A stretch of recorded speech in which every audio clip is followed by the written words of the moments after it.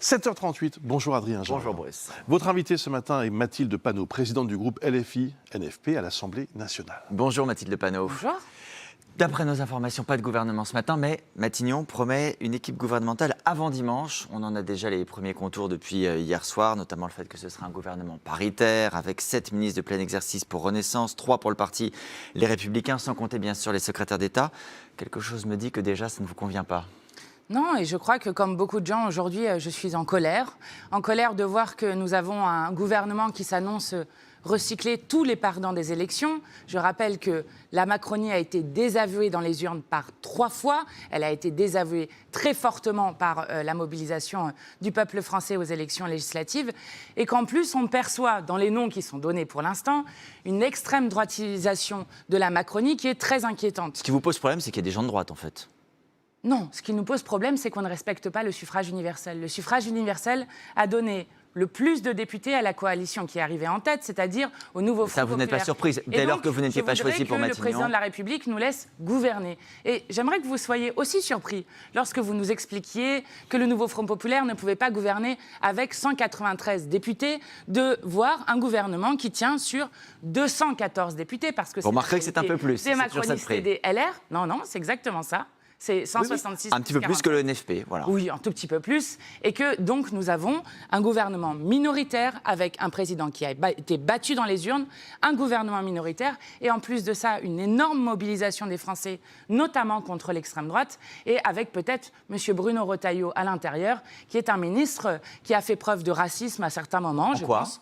Notamment au moment des révoltes urbaines après la mort de Naël, où il avait juste expliqué que c'était une régression vers les origines ethniques dans les banlieues. Je ne crois pas qu'il a été condamné pour des propos racistes par la justice. Oui, eh bien je considère que c'est raciste de dire régression ethnique vers les banlieues. Mais c'est pas la justice au moment où il y a décidé. une colère qui s'exprime. Vous savez, il y a le délit du racisme et puis il y a des choses, par exemple dire régression vers les origines ethniques lorsque vous voulez être ministre de l'Intérieur, je crois que politiquement, donc vous vous substituez à la justice pour qualifier non, ce je qui est ne me répréhensible. substitue pas. Je dis que politiquement, je trouve ça scandaleux qu'un ministre puisse se retrouver comme M. Retailleau, comme d'autres. Alors vous avez vu, ça va être le gouvernement de la Manif pour tous en entier. Pourquoi le gouvernement de la Manif pour tous ? Parce que vous avez d'abord Mme Vautrin qui était déjà là, vous avez M. Retailleau qui avait lui aussi soutenu la Manif pour tous contre le mariage pour tous, mais qui s'était aussi opposé à l'interdiction des thérapies de conversion. Vous avez Mme Laurence Garnier, ce qui est particulièrement choquant, qui pourrait être ministre des familles et mais si par exemple le nom de Laurence Garnier est retiré de la liste, je dirais très bien, bravo.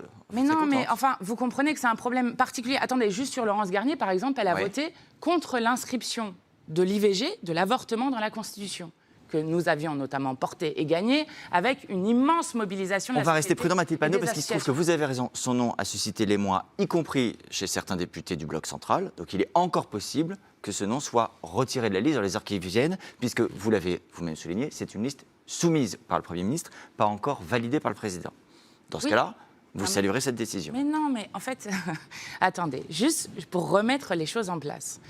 Est-ce que, oui ou non, il y a eu une mobilisation extraordinaire pour faire barrage à l'extrême droite et éviter que Jordan Bardella soit à Matignon ? Oui, il y a eu cette mobilisation. Et aujourd'hui, vous avez un Premier ministre, M. Barnier... Mais vous ne vous attendiez pas à un gouvernement du NFP, Mathilde Panot. On avait déjà la réponse à cette question. Bien sûr que si, mais c'est ce qui se passe dans chacune des démocraties. Ah oui, arrêtez de faire le surpris. Michel Barnier n'allait pas vous proposer une liste avec des insoumis et des communistes. Il ne tient que par l'abstention du Rassemblement national, donc avec une orientation que j'avais déjà qualifiée à l'époque de macrono-lepéniste, et en plus de ça, des ministres, comme le ministre de l'Intérieur, qui ont tenu des propos que je qualifie de racistes. Donc dans ce cas-là, Mathilde Panot, on peut s'attendre, vous soutenez demain une manifestation organisée par des organisations de jeunesse contre, je cite, le coup de force d'Emmanuel Macron. Vous vous attendez à une mobilisation massive. Mais j'espère bien. Donc, si elle n'est pas massive, c'est que le gouvernement n'est pas massivement désavoué. Non, je ne crois pas. En fait, oui, j'espère une mobilisation massive. Et je vais vous dire, cet appel à une manifestation le 21 septembre, ce samedi, à 14h à Bastille, est une mobilisation qui a été appelée par les organisations de jeunesse, après il y en a partout dans le pays, par les organisations de jeunesse, par les organisations féministes, par les organisations associatives comme Attaque, comme le Planning Familial, comme les Amis de la Terre, Greenpeace et beaucoup d'autres. Et j'invite toutes celles et ceux qui veulent défendre la démocratie à s'y rendre pour refuser qu'on vole une élection.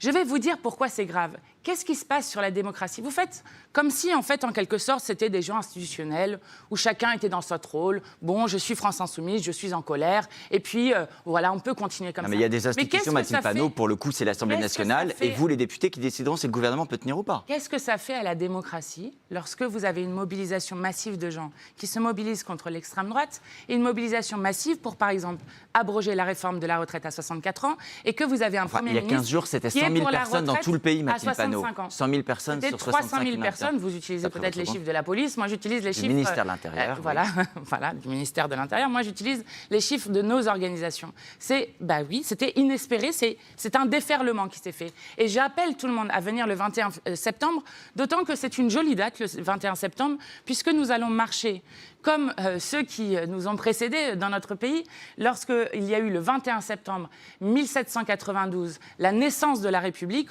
où la Convention nationale a déclaré à l'unanimité l'abolition de la royauté. Eh bien, en République, le seul souverain, c'est le peuple, ce n'est pas le président monarque. Sur le fond, tout de même, hier, Matignon publie un communiqué avec les priorités du Premier ministre. Améliorer le niveau de vie des Français, le fonctionnement des services publics, l'école, la santé, réduire la dette écologique. Vous êtes en désaccord avec tout ça ? Mais vous comprenez bien qu'il y a un problème dans même les priorités qui ont été énoncées. Pourquoi ? Par exemple, il dit bon fonctionnement des services publics, améliorer l'accès aux services publics. Et de l'autre, il faut réduire la dette. Il y a déjà eu 16 milliards qui ont été d'austérité qui ont été faits sur le budget 2023. D'économie. Cette année, en 2024, c'est 26,5 milliards faire aucune économie. de crédits qui ont été... Moi, je pense qu'il faut dépenser plus. Je pense qu'il faut dépenser plus parce que nous avons besoin... Avec un argent qu'on n'a pas. Mais bien sûr que si, il faut juste aller chercher dans les bonnes poches. Pourquoi devrons-nous dépenser plus? Je vais commencer par ça. Pour répondre aux besoins du peuple français, parce que Emmanuel Macron a fait une politique de malheur partout. Vous faites un ISF renforcé. Vous faites 15 milliards que vous récupérez dans les poches de l'État. Vous faites une taxe sur les super-profits. De niveau, c'est 15 milliards qu'on récupère dans les poches de l'État, etc., etc. Donc la question, c'est d'arrêter la politique faite pour les plus riches et les multinationales qui a été faite dans ce pays, qui a fait un trou dans les recettes de 50 milliards d'euros par an. Voilà le bilan de M. Le Maire qu'aujourd'hui, M. Barnier veut continuer. Merci beaucoup, Mathilde Panot. Merci. Merci à Adrien Gindre.